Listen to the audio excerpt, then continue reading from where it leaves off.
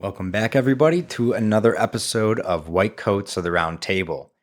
Today, I am all by myself. I don't have Mike here with me, just as last week. So let's see how this goes. He was telling me about trying to talk by yourself for 30 minutes or so was quite the challenge. And I don't think I've done that in a long time, maybe some interview prep. But I'm excited to try and do this and see if it's something that I could do again. Last week was great. We had Nook on.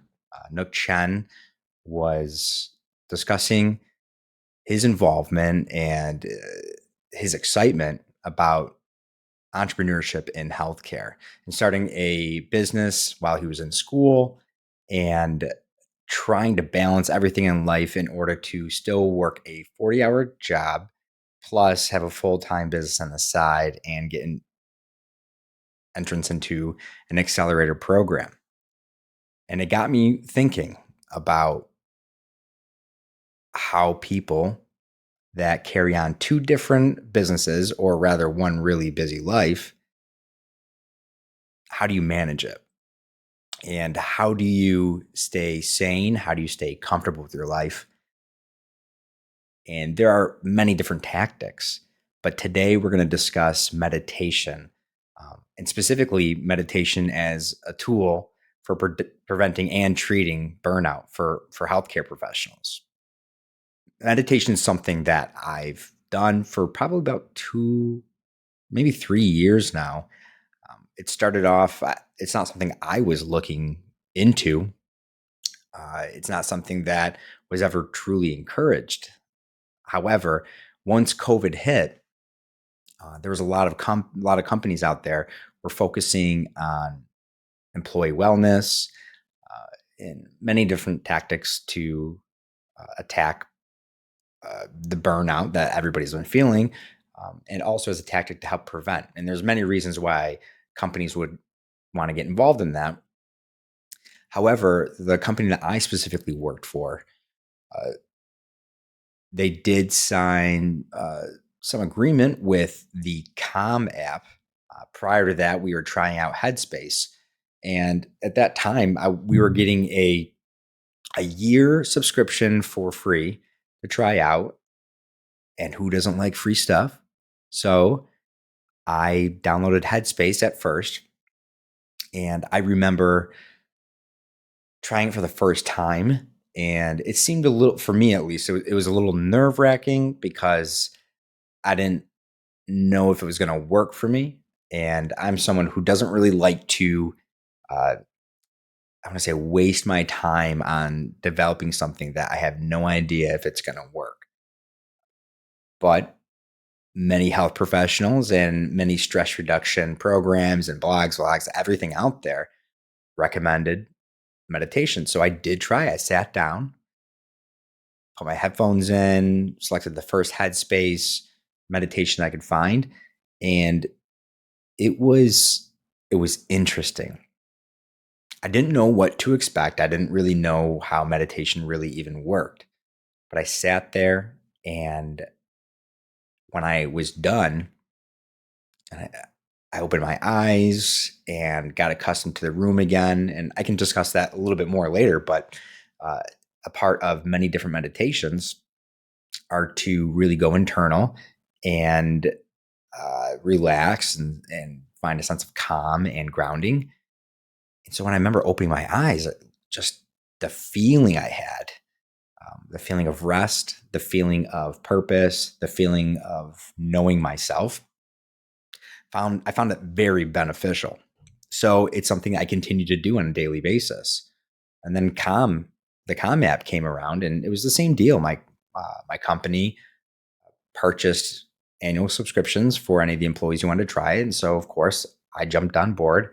And that's when meditation truly, really kicked off for me.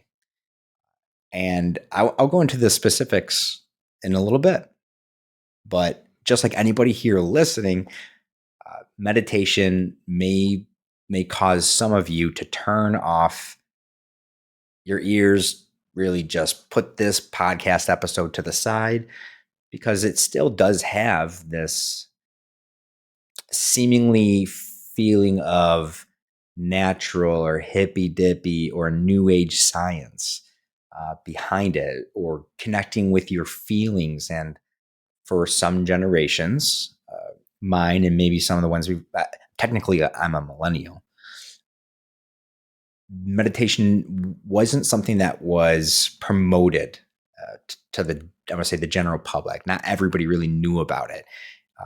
And so it wasn't something that really was pushed onto people. So today, what I really want to focus on is not just telling you my story about how I found meditation helpful, but to give some real concrete reasons as to why meditation may help, discussing different types of meditation, also discussing different coping mechanisms or skills that you can carry with you throughout the day, practice even while you're at work, so that you can connect better with your own feelings and thoughts and body.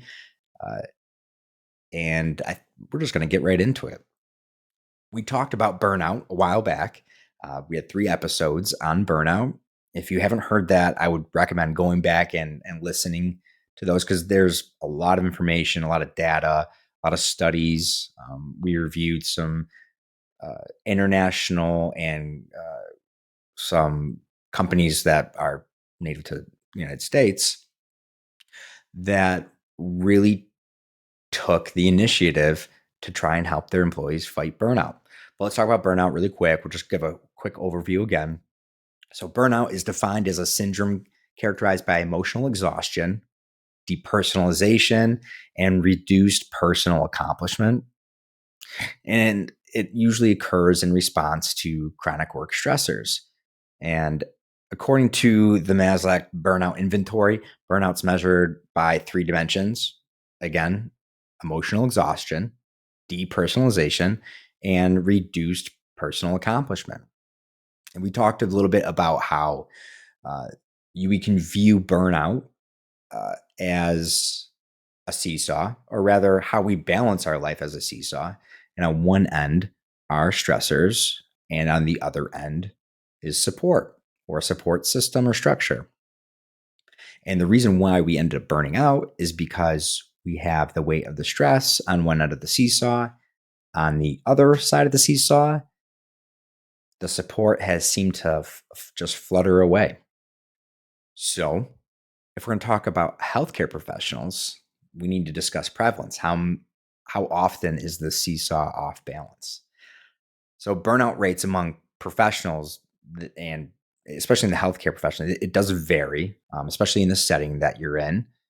You're going to find burnout probably more prevalent in a trauma or emergency triage situation, as opposed to maybe somebody who is working in an office by themselves, and maybe doing something they really enjoy in the healthcare space, whether it be insurance or industry, you name it. You guys can all think of those jobs where it seems like there's probably a little bit of stress, or a lot less stress than maybe a trauma situation. But studies are suggesting that burnout is rising. And there's a couple studies that were done where there's a national survey of around 12,000 physicians who reported 42% of them felt burnout. And then there's another study with nurse practitioners and physician assistants who worked in a family care setting or a primary care setting, who reported 35% burnout. Now, the reason why we want to address burnout can be from multiple angles. But in the situations I'm going to talk to you about right now, this does affect everybody. So burnout has been associated with negative outcomes, such as decrease in job satisfaction, for one, 2, decreased quality of patient care, and also increased medical errors or medication errors, and increased rates of turnover and absenteeism. So those things affect us on our daily job. So if maybe one of our colleagues feels burned out and they aren't able to support the team as they may have used to, that's going to affect your work. That may put more work on you. As an employer, think about turnover and absenteeism and labor wages lost, productivity lost. They should take interest in it. And then when we go a little bit more personal, when we take a look at our own lives, all these things should really cause us to take pause and take inventory of our own lives. Are we a part of that system? Are we causing potentially harm to our own self or a decrease aptitude to give quality care to our patients or even provide the productivity or work that our employers expect out of us? And that can add even extra stress on. So if we're not dealing with our stress and we're on the tipping point of burnout, if we don't handle it, some of these things we may be doing to ourselves. So let's find some more support in our structured lives and introduce meditation into it. So, in discussing what benefits that meditation might have for healthcare professionals, one study found that mindfulness meditation for 8 weeks reduced perceived stress by 31%. So if you told any healthcare professional out there who may work in this psych fields to see a 31% in stress reduction or perceived stress reduction, if I can say that correctly, that is a miracle pill in of itself. But the difference between taking a pill and practicing meditative practices is that it does take work, it takes time, and it takes introspection. So, moving forward, another study found that loving kindness meditation increased positive emotions and reduced negative emotions for healthcare workers specifically. And I will post these notes and I have references to these studies so you can go back and take a look yourself. But the benefits for meditation in healthcare profession is obviously stress reduction and reducing those negative emotions you might be feeling at work. So the role of mindfulness in reducing burnout, mindfulness, which involves paying attention to the present moment with a lack of judgment or non-judgmental awareness, it has also been shown to reduce burnout and improve well-being in specifically, again, healthcare professionals. And one study found that mindfulness-based stress reduction practices reduce burnout and perceived stress in healthcare professions. So it seems to be a consistent narrative that when we focus on improving our mental health, specifically with meditation, it is shown that it will reduce your stress and negative emotions, or at least perceived stress. So, if we think about the impact of introducing meditation in our own lives, there's many impacts that can come on with job satisfaction and patient care. So, in moving forward, I want to talk more about the practical meditative practices. What this even means. What does meditation look like? So when I first imagined what it would be, I kind of imagined, I'm very visual. I imagined somebody sitting with parachute pants on or harem pants or what you might call it, sitting on a large pillow with long hairs and beads or long hair and beads and doing that, for those of you listening and can't see me, touching your finger, your forefinger, your first finger to your thumb and holding the other fingers out. That's what I imagined it would be, just sitting in silence. And boy, was I wrong. It's not how I've ever handled any of my meditations. So I want to break down for all of you a few different types of meditation that you might want to look into And if something piques your interest, I will have, again, more links and resources, books, apps that you can go check out and discover some unique ones that might be more beneficial for you. So the first one we're going to hit is mindfulness meditation. So this type of meditation involves paying attention to the present moment, but without judgment. And that might be a hard concept to understand, especially when you're in a stressed position. But the goal is to become aware of your thoughts and your feelings, but to avoid getting caught up in those thoughts and feelings or even reacting to them. And these types of mindful meditation may be done in very different styles. So it could be done on focusing on breath, repeating a phrase or word, or even just paying attention to sensations in your body. And then there's transcendental meditation. And this is one of those specifically mantra-based practices.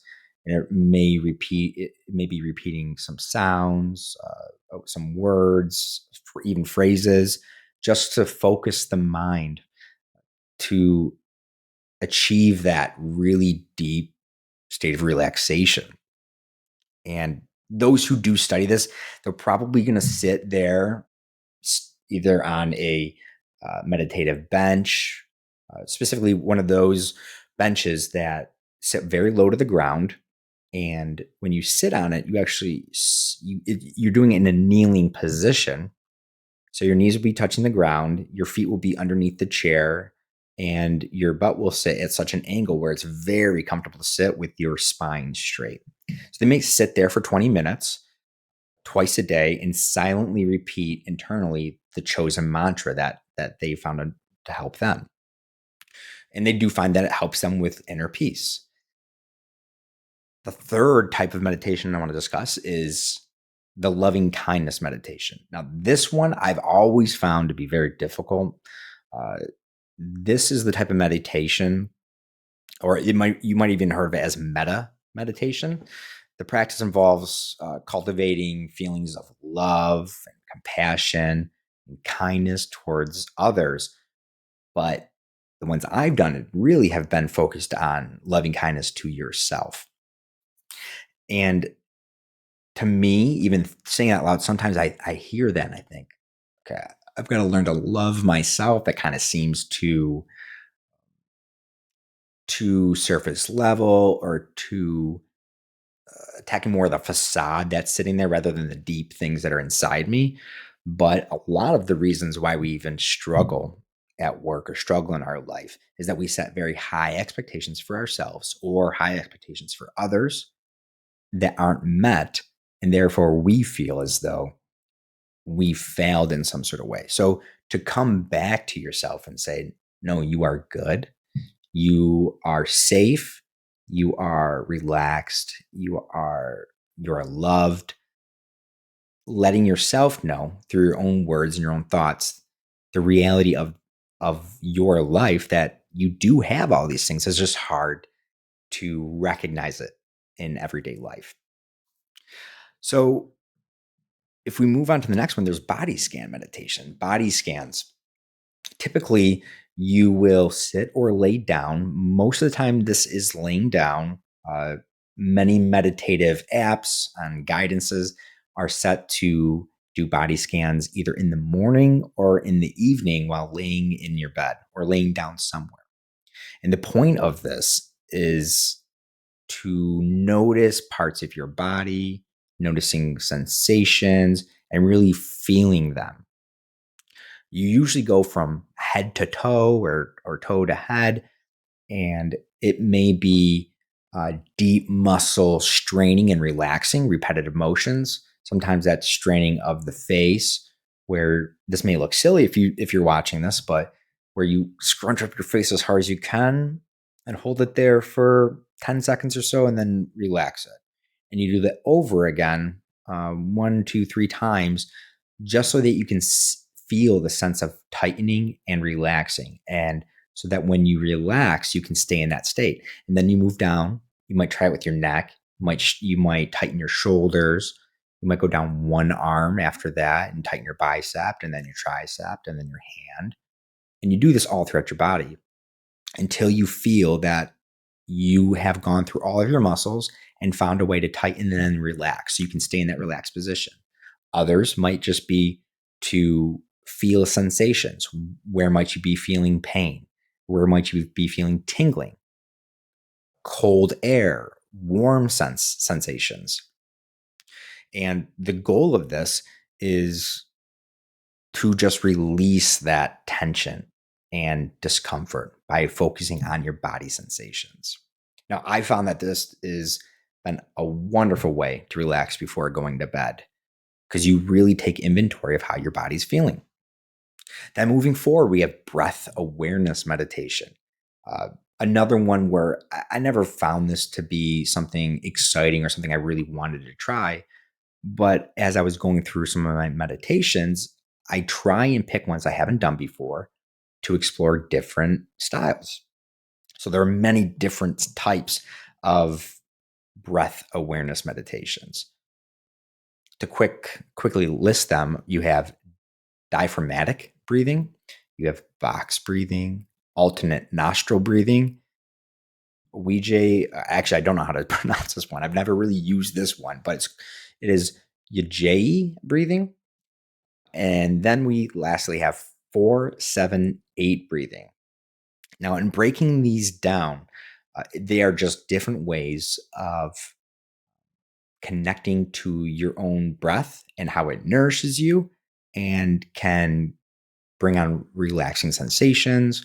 It can lower your heart rate, lower your blood pressure, and promote muscle relaxation. So let's move into diaphragmatic breathing, also known as belly breathing. You probably have heard that a little bit more often. For those of you who are performers or singers, you would have learned how to breathe correctly. I learned this in maybe eighth grade choir. The instructor tried to teach the kids to understand how to breathe with your belly by pretending there's a big inner tube around your mid waist, and that when you breathe, you want to try to push that inner tube out.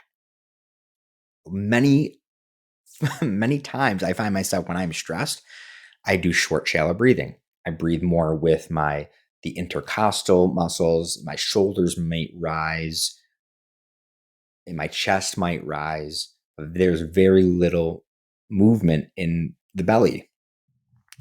What this does is actually when you breathe in with your diaphragm, you will extend out. So let's get into the different types of breathing, more specifically at least. So there's the diaphragmatic breathing, also known as belly breathing, and it involves deeply breathing from the diaphragm rather from the chest. For those of you who are singers out there, you've probably been instructed of how to breathe effectively so you get the most force out of your breath as you're singing. But also, uh, it promotes deep muscle relaxation, focusing, and reduction in stress. So I was instructed when I was in choir in eighth grade, goofing off, of course, uh, being stopped and taught how to breathe correctly. My instructor told us to imagine an inner tube around our mid waist and told us that as we breathe, try and push our belly out as we breathe in to push pressure on that inner tube, that imaginary inner tube around us. Because most of the time when you breathe, if you notice, maybe you're listening right now, take a moment and just feel how you're breathing. Are your shoulders going up as you breathe? Is your chest going up? Are your intercostal muscles being a little bit stretched? Your collarbones moving? Probably the case if you're not really focusing on how you're breathing, but rather try as you breathe just to push your belly out, breathe really deep. And as you breathe out, you push with your diaphragm back in. Like you're trying to if you're walking past some good looking people you want to impress and you try to flatten your stomach, that's the type of pressure you want to put on your stomach as you're breathing out. Uh, this type of breathing usually is used to just reduce your heart rate and promote relaxation. As you do this, you do find yourself to be more relaxed. It can be used as part of the body scan at nighttime. And this is a practice that I use every single day. You may have just heard my dog shake a little bit. Hey, bear. And then there is box breathing. This is probably the most well-known type of breathing. It involves breathing in for a count of 4. You hold that breath in for the count of 4. And then you exhale out for the count of 4. And then you hold your breath exhaled for another count of 4. And you do this cycle over and over and over again. That helps regulate the breathing and also to calm the mind. Then there's alternate nostril breathing. This is something that I don't practice very often. I've tried it a couple of times, but it involves breathing in through one nostril while you hold the other nostril closed with one of your fingers, and then exhaling through the other nostril while holding the first one closed. So you're really breathing in one nostril, closing that nostril, and then breathing out through the other nostril. And this technique has been said to help the different hemispheres of the brain, and then you probably guessed it, promote a sense of calm.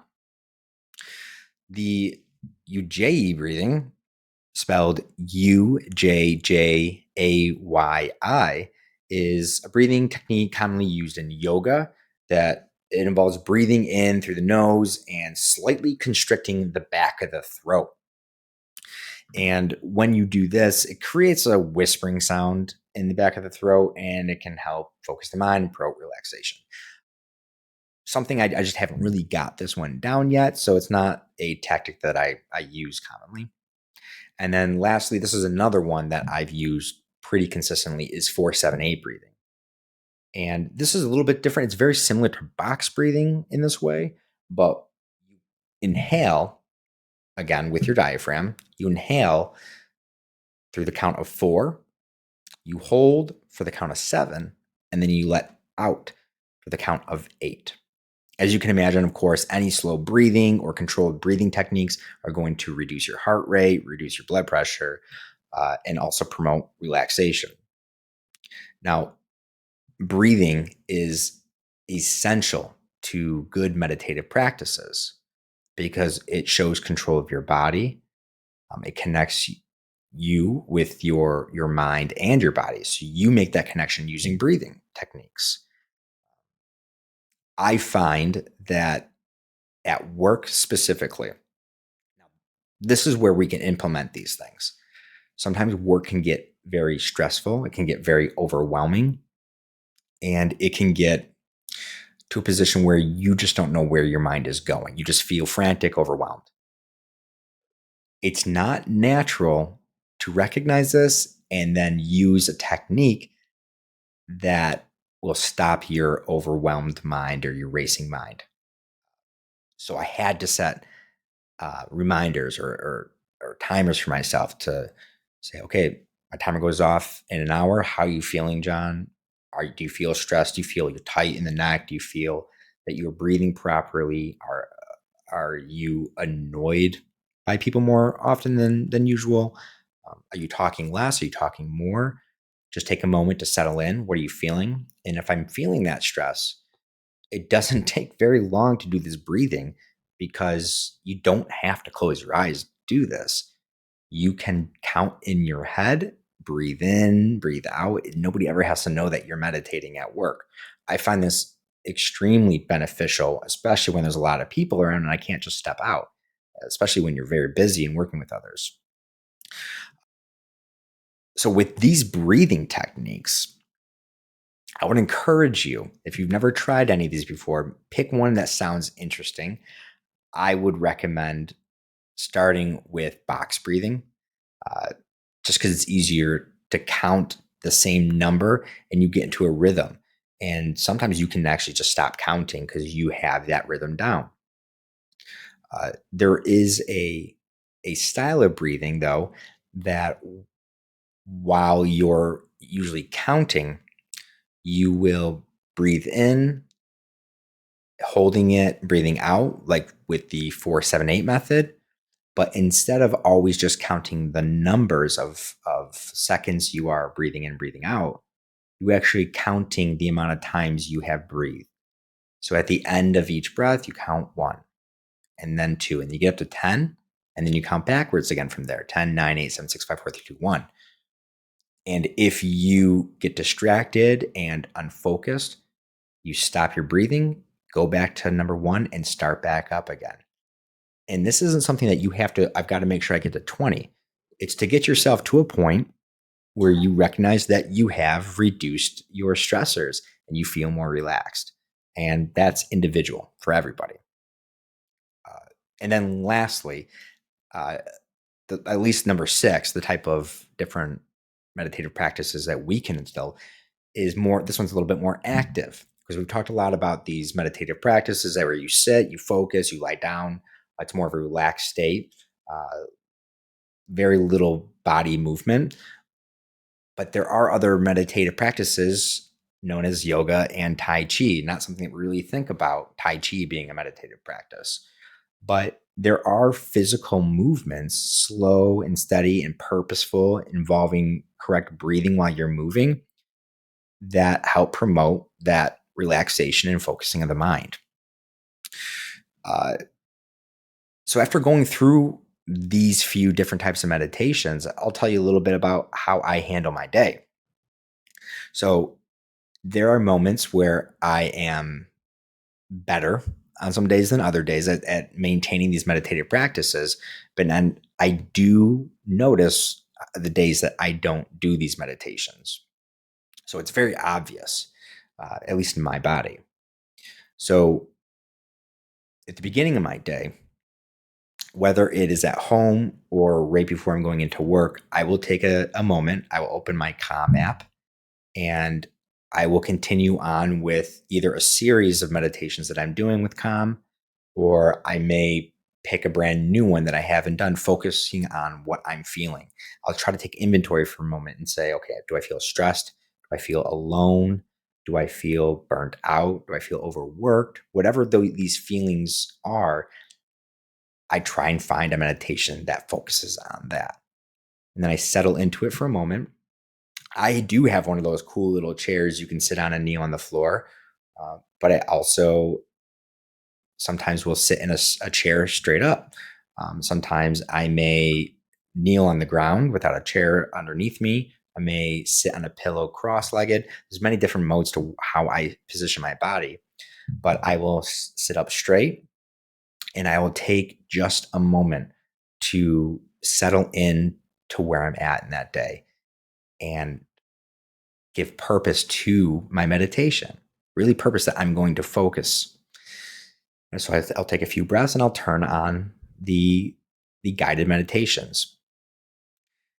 And then it'll usually start off with some sort of breathing, one of the many different breathing types that I was just talking about. So for this instance, we'll say that we are just breathing in for 4 and breathing out for 8, because you may or may not hold your breaths in between. But this style is just another variation. And as you finish your breathing, most of the time, these instructors who are guiding you through the meditation will take you through a thought process, or they'll do a body sensation skill learning. I'm not sure what I would call it, but really focusing on the sensations in your body and staying still. So they'll take it 2 different modes, whether it be a very relaxing and internal meditation, or it may be one where you're picking out a specific thought or pattern that you recognize that you want to work on. So if we are using one of the ones we're just connecting to our own body and trying to find relaxation and comfort and calm, they may instruct you to notice anything on your body, any sensation. And if you can't think of a sensation or something doesn't feel comfortable, it may be softly gazing at your hand. It may be focusing on a tingling sensation that's on your kneecap. It may focus on a pain point that you're having. Maybe your shoulder has been messed up since high school baseball. Maybe you focus on that, something that can just take your focus and you know that you can hold on to it. and not allowing your mind to wander. Because, and I know I'm breaking out a little bit of from how I practice it, but I don't want to forget this point. The point of meditation is to take yourself out of your perceived reality or feeling of what's happening and trying to get to the state to a state of focus on what is actually happening in reality. So if you're anxious and you're worried about the what ifs, what if I don't get this job? What if my spouse gets hurt? What if financially I just don't feel financially secure? Whatever those thoughts are, this helps you get back into the facts and reality of your own life and not stop thinking about the what ifs and letting your mind spin. So the point of focusing on a specific point in your body and maintaining focus on what that feeling is to give your mind a break and allow it to focus on something physical that's happening on your body right now.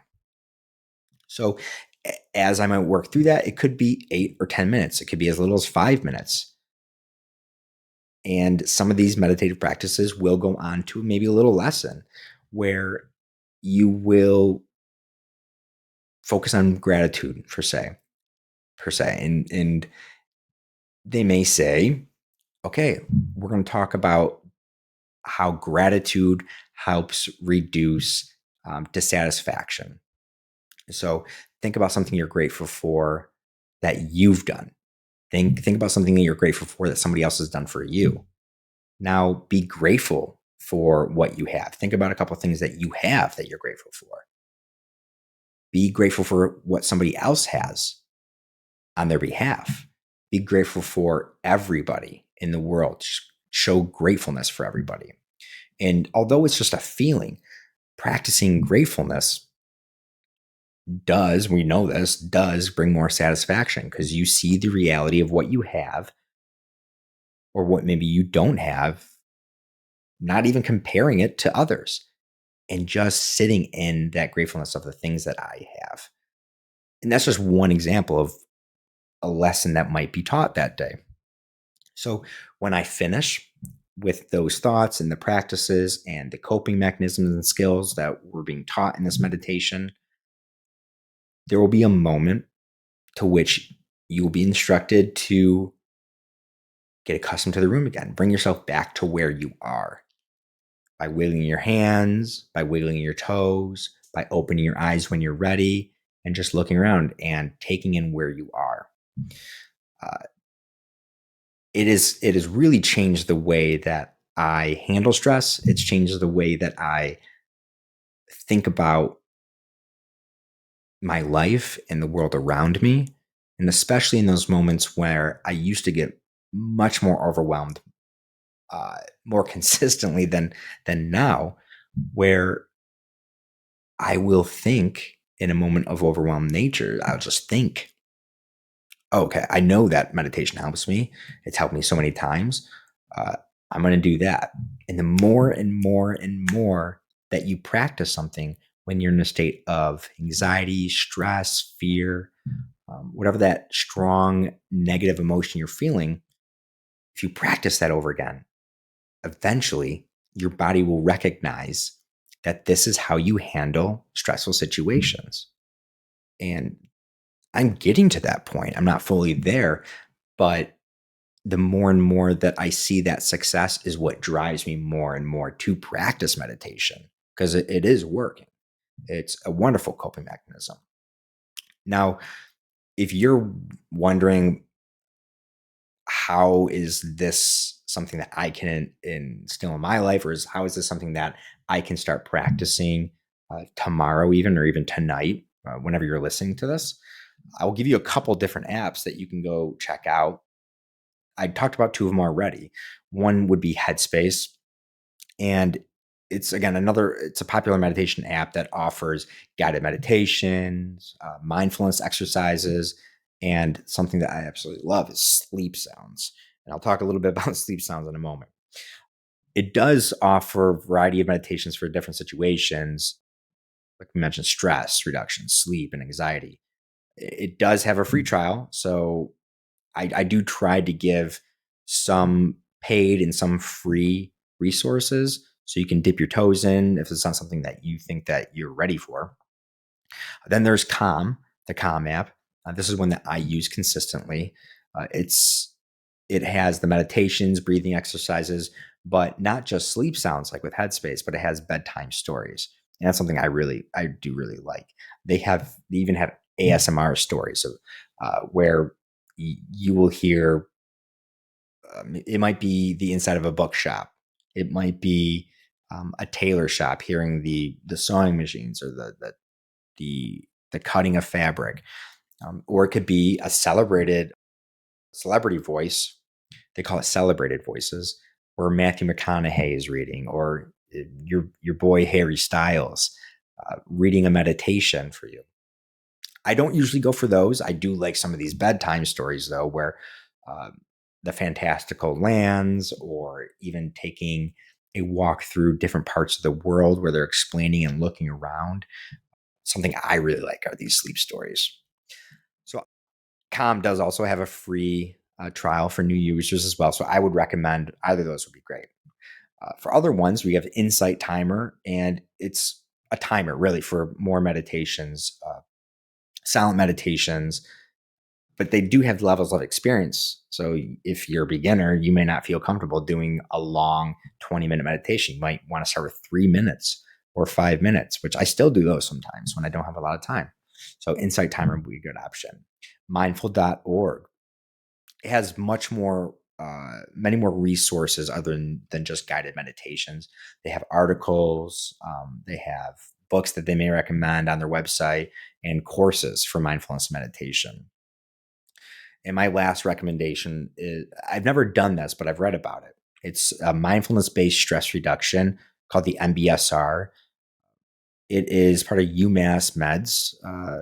You can find it actually on UMass Meds website, but it's an 8-week course developed by a John Kabat-Zinn.